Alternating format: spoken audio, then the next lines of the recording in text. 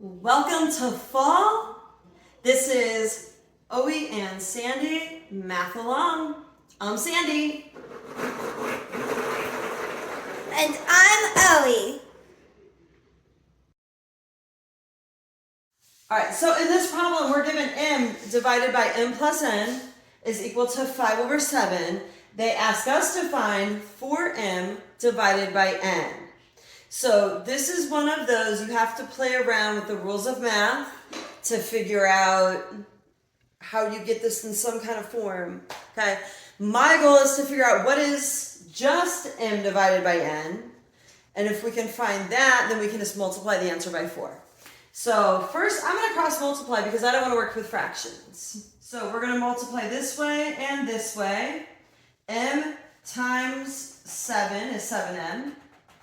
5 times m plus n. So that incorporates the skill that we learned about distribution as well. Next up, distribute. So we have 5m plus 5n. Okay? I'm going to get all my m's to one side. Subtract 5m from both sides. We get 2 m's. Those cancel, that's the whole point. Equal 5n.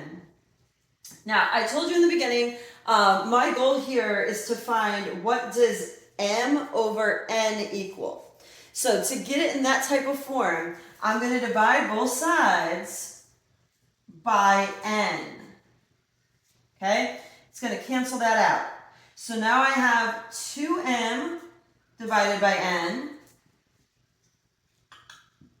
equals 5. And I want to get rid of the 2 because I want to know what's m over n by itself. So I am going to divide both sides by 2. Okay? You don't have to do another division sign. Just put it in the denominator and then go ahead and divide on that side. So that gives me, I don't want to run out of board space, m over n, because those canceled, is 5 over 2. But that's not my answer. They want to know 4 times m over n.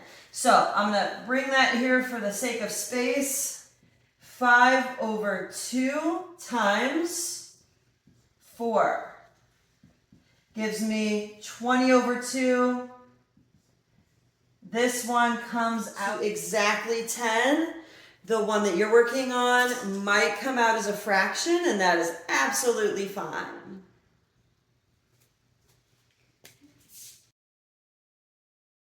So if A is 9 and B is 12, we have to figure out K.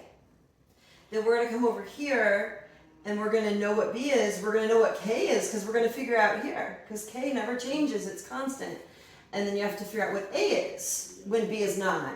Okay, let me actually do some math. Okay. Tell me if you need. Let's see here. For K, if B equals A equals 1, so that means K would equal, if B equals 12, if B equals 12. Okay, I think I know what K equals. All right, what's K equal to? Okay, I just use this side only to find out K. I only use this. 3/4. Okay. Oh, we math. Or if you don't want to use fractions, you can use a decimal and do 0.75. So K is what? Yeah, 3/4. 3 over 4 slash. I'll just put 0.75. And you got that because basically. Yep, because you plugged in 9 for A. You know I have to do this the long way for my students. Don't block the camera, okay, if we're going to practice. All right, B is 12, right? Mm-hmm. Okay, so that would work out if we didn't know K. If we didn't know K. Okay, so what my students do is they divide both sides by 12. So you get 9 over 12 equals K. Okay, and then you are correct, that reduces down to 3/4 or 0.75. So now we know what K is. So K is... So I have A. I just gotta write Can this I out. try to do it in my head? Absolutely. I'm gonna write it for my Do student. it my way in my head. That's absolutely fine. Let's see what I get. So if K equals 0.1. Then I won't write any answers. Wait.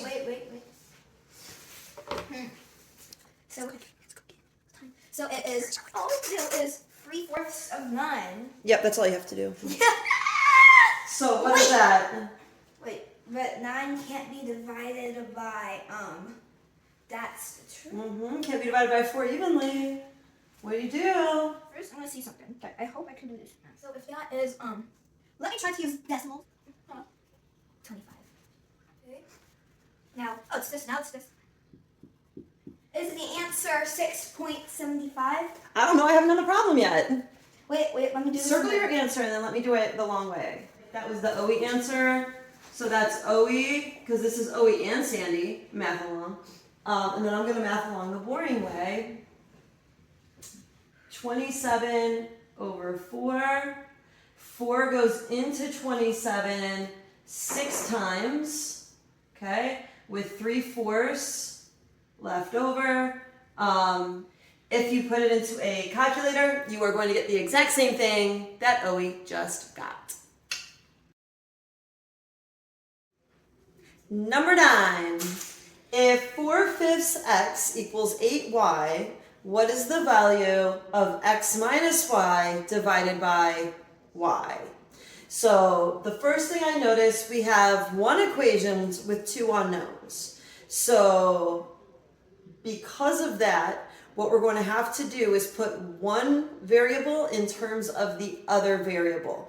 And that is something that we did during class. We practiced, I think it was something like find A in terms of B and C. So if you have those notes, those might be helpful here. What I'm going to do is solve for x. Okay, so I'm going to put x in terms of y. That's my goal.